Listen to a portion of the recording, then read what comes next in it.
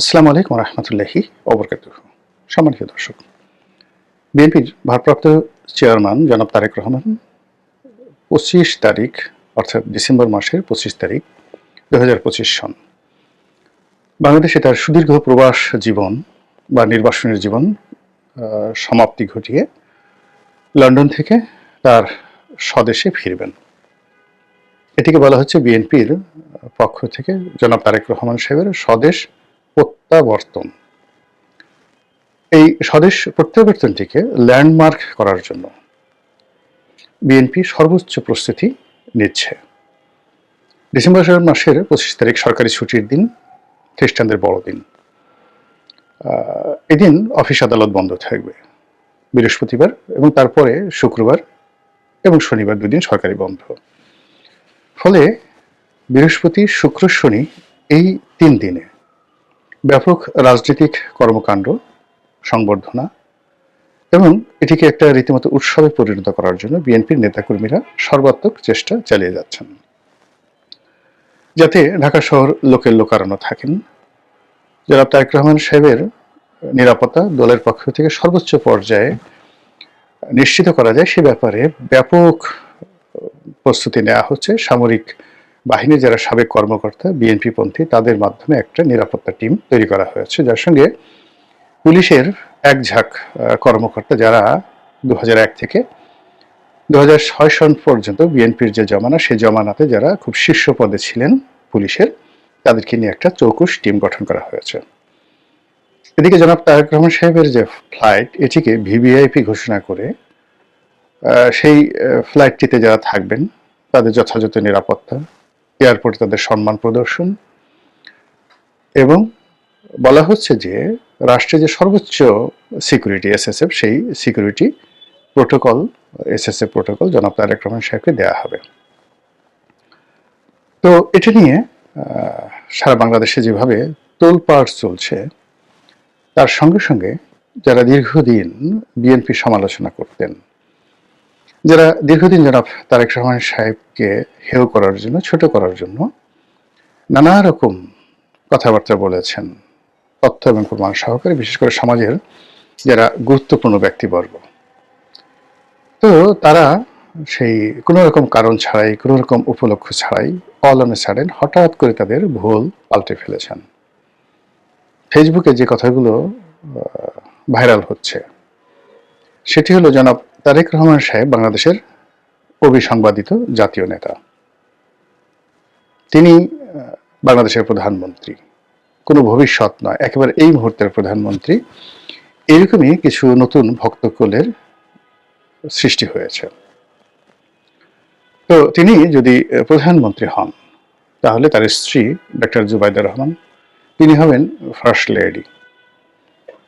কিন্তু এখানে একটা ছোট ত্রুটি রয়ে গেছে, সেটি হলো এখন পর্যন্ত প্রধানমন্ত্রীর যে পদটি, এটি রাষ্ট্রের দ্বিতীয় গুরুত্বপূর্ণ এক্সিকিউটিভ পোস্ট। প্রথম পোস্টটি হলো রাষ্ট্রপতি। তো সেক্ষেত্রে রাষ্ট্রপতি প্রথম ব্যক্তি, তার স্ত্রী, সেটি হলো তিনি হবেন ফার্স্ট লেডি। কিন্তু প্রধানমন্ত্রীর স্ত্রী বাংলাদেশে এখন পর্যন্ত ফার্স্ট লেডি হিসেবে বা প্রথম নারী হিসেবে, ১ নম্বর নারী হিসেবে তাকে রাষ্ট্রীয় প্রোটোকল দেওয়ার কোনো বিধান নেই। যেটি আরেকটু প্রণিধানযোগ্য যে পার্লামেন্টারি ফর্ম অফ গভর্নমেন্ট, সেই পার্লামেন্টারি ফর্ম অফ গভর্নমেন্টে যখন পার্লামেন্ট চলমান থাকে এবং প্রধানমন্ত্রী যখন পার্লামেন্টে উপস্থিত হন, তখন তিনি হন তৃতীয় গুরুত্বপূর্ণ ব্যক্তি। এই কারণ হলো পার্লামেন্টে স্পিকার মর্যাদা, উইদিন দ্য পার্লামেন্টে স্পিকারের মর্যাদা প্রধানমন্ত্রীর চেয়ে বেশি। অর্থাৎ উইদিন পার্লামেন্ট বা পার্লামেন্টারি কোর্স অফ অ্যাকশনে প্রধানমন্ত্রী দ্বিতীয় গুরুত্বপূর্ণ নয়, তৃতীয় গুরুত্বপূর্ণ ব্যক্তি। আবার প্রধানমন্ত্রী একজন যদি সংসদ সদস্য হন এবং সেই সংসদ সদস্য হিসেবে তিনি যদি সংসদীয় কমিটিতে উপস্থিত থাকেন, সেটা প্রধানমন্ত্রী হিসেবে কিংবা সংসদ সদস্য হিসেবে অথবা ধরুন কেউ মন্ত্রী হিসেবে, সেক্ষেত্রে ওই কমিটিতে, পার্লামেন্টারি কমিটির বৈঠকে যিনি যাকে বলা হয় সভাপতিত্ব করবেন, তিনি প্রথম ব্যক্তি। এবং পরবর্তীতে অন্যান্য যারা থাকবেন তারা সবাই ইকুইভ্যালেন্ট, মানে মন্ত্রী বলেন, এমপি বলেন, অন্যান্য যারা বলেন সবাই সমান, এবং তিনি পার্লামেন্টারি কমিটির প্রধান ব্যক্তি। আবার যখন সংসদ চলে, মানে সংসদের যে হাউস রয়েছে সেই হাউজে সুপ্রিম লিডার হলেন স্পিকার, আর প্রধানমন্ত্রী এবং অন্যান্য যারা সংসদ সদস্য রয়েছেন তারা সেম ক্যাটাগরিতে প্রোটোকল পাবেন, মানে তারা সবাই কলিগ, একে অপরের সমান মর্যাদার সম্পন্ন। এতে 19-20 নেই, এটা হলো সংসদীয় প্রোটোকল। কিন্তু যদি সেই কোনো সংসদীয় রীতিনীতির মধ্যে সংসদের বাইরে চলে আসেন, হাউজের বাইরে চলে আসেন, সেখানে প্রধানমন্ত্রী সেই দ্বিতীয় গুরুত্বপূর্ণ আর স্পিকার তৃতীয় গুরুত্বপূর্ণ পার্লামেন্টারি সিস্টেমের মধ্যে। আর সরকারের যে এক্সিকিউটিভ বিভাগ রয়েছে সেই এক্সিকিউটিভ বিভাগে তিনি রাষ্ট্রপতির পরে দ্বিতীয় গুরুত্বপূর্ণ ব্যক্তি, এরপরে হলো প্রধান বিচারপতি। এভাবেই আসলে সিস্টেমটি কাজ করছে। তো সেক্ষেত্রে জনাব তারেক রহমান সাহেবকে যারা প্রধানমন্ত্রী মনে করছেন, কোনো অবস্থাতেই তার স্ত্রী এই প্রোটোকলে ফার্স্ট লেডি হবেন না। ফার্স্ট লেডি হতে হলে তারেক রহমান সাহেবকে রাষ্ট্রপতি বানাতে হবে, অথবা সরকারি ব্যবস্থাকে, যাকে বলা হয় পার্লামেন্টারি ফর্ম অফ গভর্নমেন্ট থেকে এটাকে নিয়ে যেতে হবে প্রেসিডেন্সিয়াল ফর্ম অফ গভর্নমেন্টে।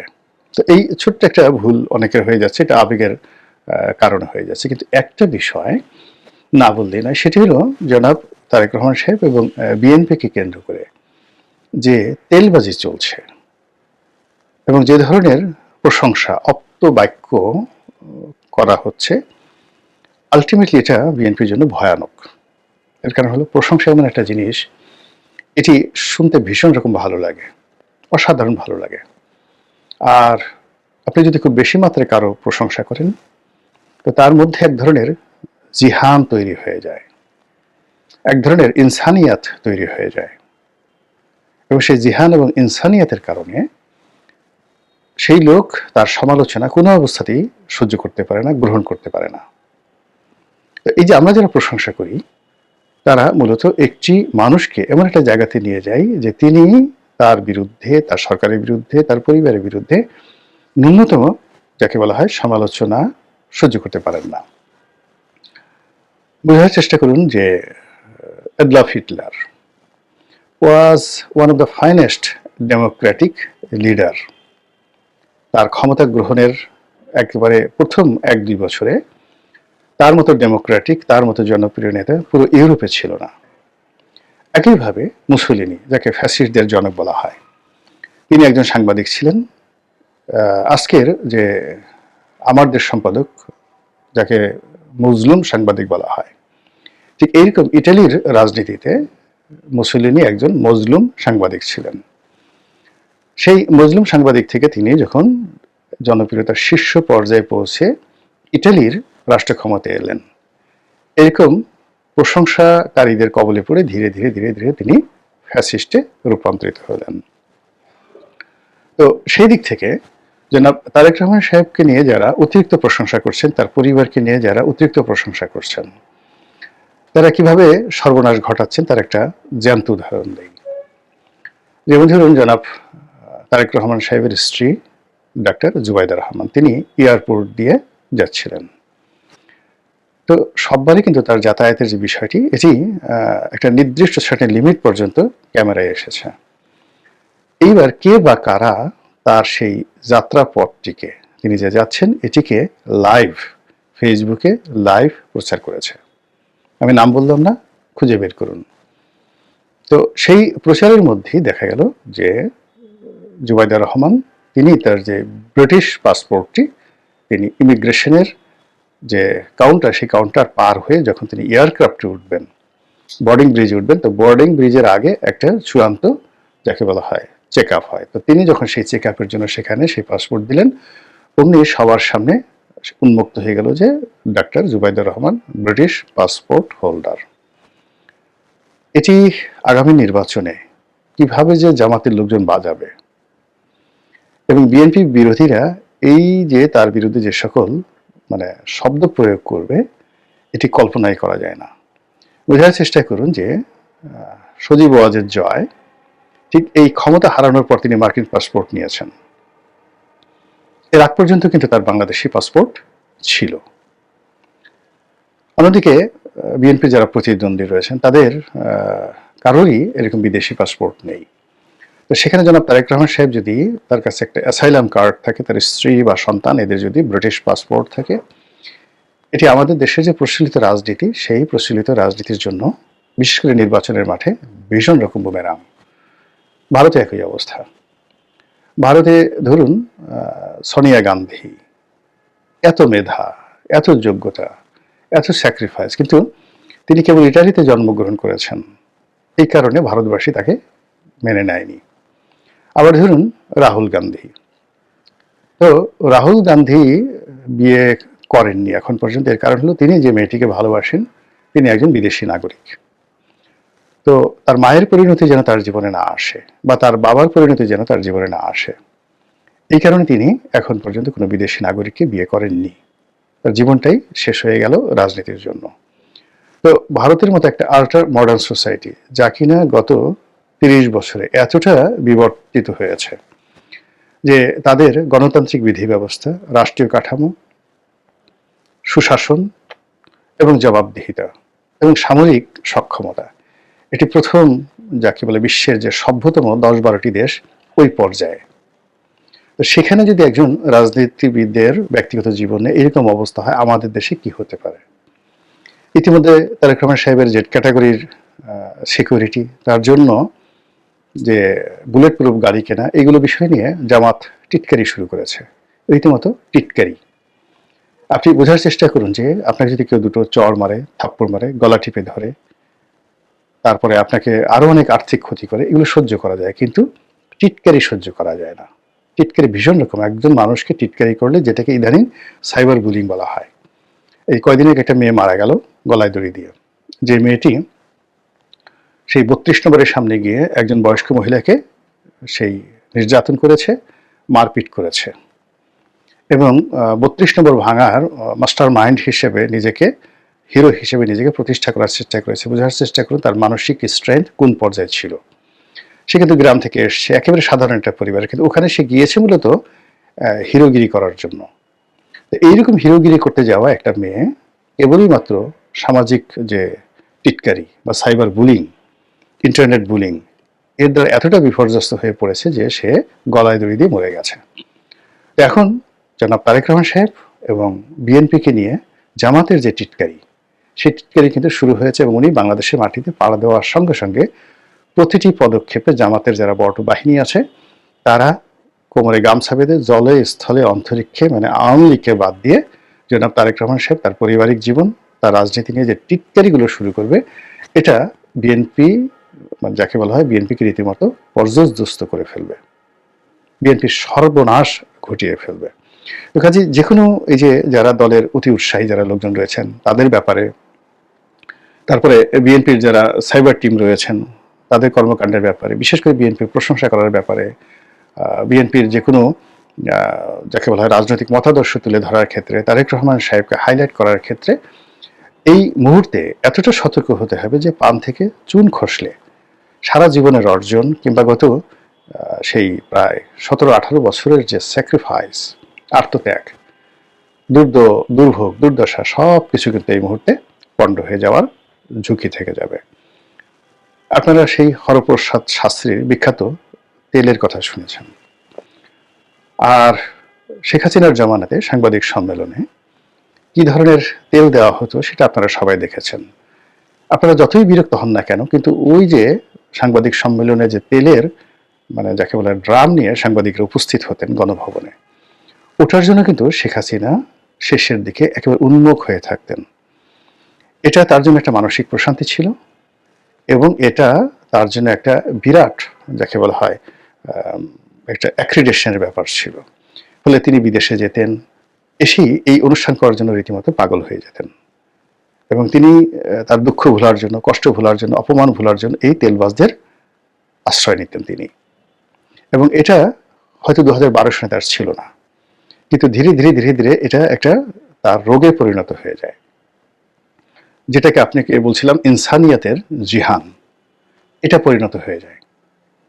এখন তারেক রহমান সাহেব বিদেশে আছেন খুব সীমিত আকারে, মানে ইন্টারনেটের মাধ্যমে তিনি অনেক প্রশংসা পাচ্ছেন, কিন্তু যখন বাংলাদেশে আসবেন, আসার পর যদি আমরা অতিমাত্রায় তৈলমর্দন করতে থাকি, তাহলে তিনি তার অতীতের যে ভুল ত্রুটিগুলো ছিল, যেগুলোর ব্যাপারে তিনি সিদ্ধান্ত নিয়েছেন যে এগুলো আর যেন আগামীতে না হয়, তিনি ঘুরে দাঁড়ানোর চেষ্টা করছেন। এই জিনিসগুলো তিনি ভুলে যাবেন এবং তার মনে হবে হি ওয়াজ রাইট। আপনি চিন্তা করুন যে ডক্টর এস টি ইমাম, আল্লাহ তাকে ক্ষমা করুন, তিনি মরে গিয়েছেন।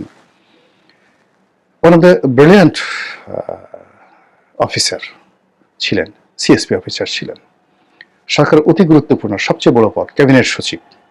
সেই ক্যাবিনেট সচিব ছিলেন বঙ্গবন্ধুর জামানাতে, আর খন্দকার মোশতাককে সেই ক্যাবিনেট সচিব রূপে তিনি শপথ পাঠ করিয়েছেন। বুঝার চেষ্টা করুন। তো তার মতো মানুষ যখন শেখ হাসিনার সামনে দাঁড়িয়ে হাত কাছুমাছু করে তারপরে মাথা নুইয়ে যখন বলতেন sir you are right, Sheikh হাসিনাকে স্যার বলাটা তিনি শুরু করেছিলেন।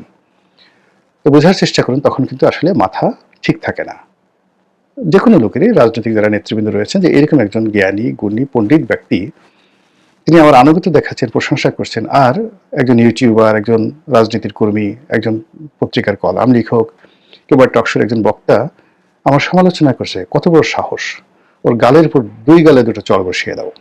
এটা স্বাভাবিক ব্যাপার।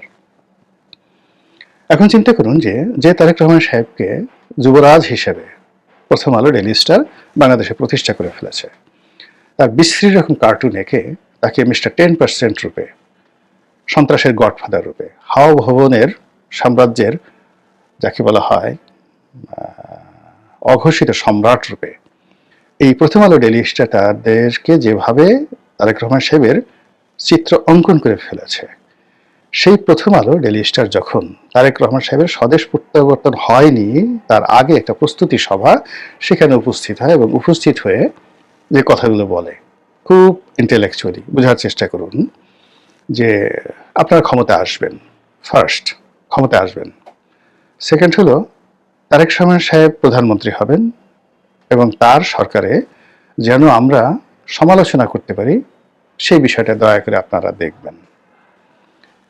এরপরে যিনি যারা বললেন যে তুলনামূলকভাবে বিএনপির যে জমানা সেটা 1991 থেকে 96 আর 2001 থেকে 2006, যেটি মতিউর রহমান সাহেব মাহফুজা আনন্দের স্বর্ণ সময়, তারা স্বীকার করতে বাধ্য হচ্ছেন যে তারা এই সময়টিতে তুলনামূলকভাবে ভালো ছিলেন।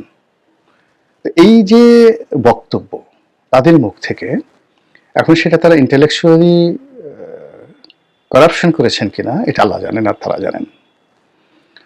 তারা যদি অনুশোচনা বোধ করে ঠিক কথাগুলো বলে থাকেন সেটা ভিন্ন প্রসঙ্গ, কিন্তু আমার কাছে সেটা মনে হচ্ছে না। তারা এই যে তাদের মুখ থেকে যে প্রশংসাগুলো করা হয়েছে, এই প্রশংসার ফলে কি হলো, তারেক রহমান সাহেব এবং বিএনপির মাথা খারাপ হয়ে যাবে নিঃসন্দেহে। এবং এখানে তাদের আর একজন মুখপাত্র আছেন, সমকালের সম্পাদক জনাব একে আজাদ সাহেব। মূলত তিনি সম্পাদক মানে মালিক পরিষদ, নোয়াব, তারপর সংবাদপত্র পরিষদ যেটা, সেটার কর্তা ব্যক্তি। কিন্তু তার দুটো পরিচয় হলো, তার মধ্যে 1 নম্বর পরিচয় তিনি দেশের একজন শীর্ষ ব্যবসায়ী, আর 2 নম্বর পরিচয় হলো তিনি রাজনীতিবিদ হতে চান, ভালো একজন রাজনীতিবিদ হতে চান। সেই রাজনীতিবিদ হওয়ার জন্য পত্রপত্রিকাটিকে তিনি বা তার যে মিডিয়া হাউসকে তিনি এখানে একটা অক্সিলারি ফোর্স, সাহায্যকারী একটা শক্তি হিসেবে ব্যবহার করতে চাচ্ছেন। ফলে কি হলো, তিনি সব জায়গাতেই একটা লিবারেল ভূমিকা পালন করেন, যাকে বলা হয় ডিপ্লোম্যাটিক ভূমিকা পালন করেন। তো তিনি সেই তারেক রহমান সাহেবকে উদ্দেশ্য করে যেটি বলেছেন সেটি হলো, দেখুন এখানে যারা এসছে, মানে জনাব মাহফুজ সাহেব এবং জনাব মতিউর রহমান, তারা কোনো রাজনৈতিক দলের দাওয়াতে যান না, আপনাদের এখানে এসেছেন, এই জন্য তাদেরকে ধন্যবাদ জানাই। আবার জনাব মতিউর রহমান সাহেব তিনি এবার বলেছেন যে তিনি একাধিকবার জনাব তারেক রহমান সাহেবের সাথে বৈঠক করেছেন, তিনি যখন ক্ষমতায় ছিলেন, বেগম জিয়ার সঙ্গে বৈঠক করেছেন। এই বিষয়গুলো দিয়ে মানে আপনি বোঝার চেষ্টা করুন যে একেবারে উচ্চ মার্গের ঘি মর্দন থেকে শুরু করে এই যে ইন্টারনেটে যারা সাধারণ তাদের যে তৈলমর্দন, এটি তারেক রহমান সাহেব বাংলাদেশে পা দেওয়ার আগেই এই ঘটনাগুলো যেভাবে ঘটছে, স্বয়ং আল্লাহ যদি তারেক রহমান সাহেবকে এবং বিএনপিকে হিকমত দান না করেন, তাহলে এই তেল থেকে মানে কামানের গোলা থেকে রক্ষা পাওয়া যায়। যে কোনো আক্রমণ থেকে, আততায়ীর আক্রমণ থেকে রক্ষা পাওয়া সম্ভব, কিন্তু তেলের যে যন্ত্রণা, তেলের যে তেলবাজি, এর থেকে রক্ষা পাওয়া যায় না। আল্লাহ বিএনপিকে হেদায়েত দান করুন। আসসালামু আলাইকুম রহমতুল্লাহি ওয়া বারাকাতুহু।